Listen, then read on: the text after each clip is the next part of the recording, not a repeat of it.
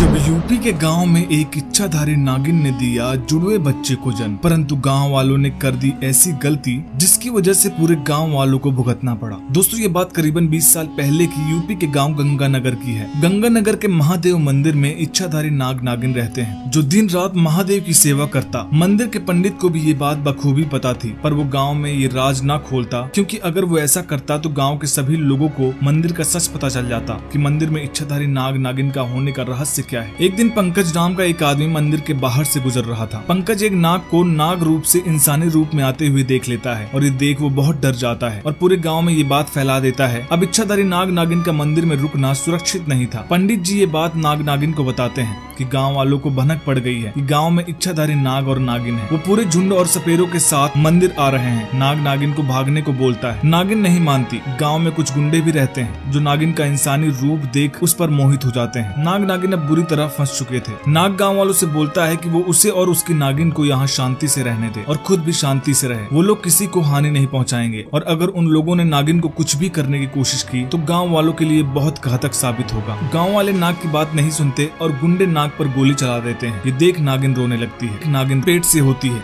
वो उसी समय 2 बच्चों को जन्म देती है और गांव वाले बच्चों को चमत्कारी मानकर दोनों को उठा ले जाते हैं और नागिन को सपेरों को दे देते हैं। नागिन उस दिन पूरे गांव से उसके नाग और बच्चों का बदला लेने का ठान लेती है। नागिन को सपेरा एक डिब्बे में पैक कर देता है और नागिन के बच्चों को गाँव वाले रख लेते हैं। दोनों बच्चों को चंदन नाम के व्यक्ति को दे देते हैं जिसकी पत्नी दोनों बच्चों को खुद से भी ज्यादा प्यार करती है। चंदन और उसकी पत्नी महादेव के बहुत बड़े भक्त थे। चंदन और उसकी पत्नी को ये बात नहीं पता होती कि ये दोनों बच्चे कहाँ से आए हैं, नहीं तो वो ऐसी भूल कभी नहीं करते। अपनी बेटे की खुशी के लिए चंदन की माँ बच्चों को मंदिर से लाकर उसकी पत्नी को दे देती है। दरअसल चंदन की पत्नी का एक्सीडेंट हो गया था जिसके बाद उसका माँ बनना मुमकिन नहीं था। उसे बच्चों से अलग ही लगाव था। कुछ दिन सपेरे के पिंजरे में कैद रहने के बाद नागिन कैसे तैसे पिंजरे से बाहर निकलती है और सपेरे के चंगुल से भाग जाती है और सबसे पहले उन लोगों के पास जाती है जिसने उसके पति को मारा था। वो एक एक करके उन सभी गुंडों को मार देती है। पूरे गाँव में ये दहशत फैल जाती है कि नागिन अपना बदला लेने वापस आ गई है और वेश बदल कर लोगों से उनके बच्चे के बारे में पूछती है। किसी को कुछ पता नहीं होता।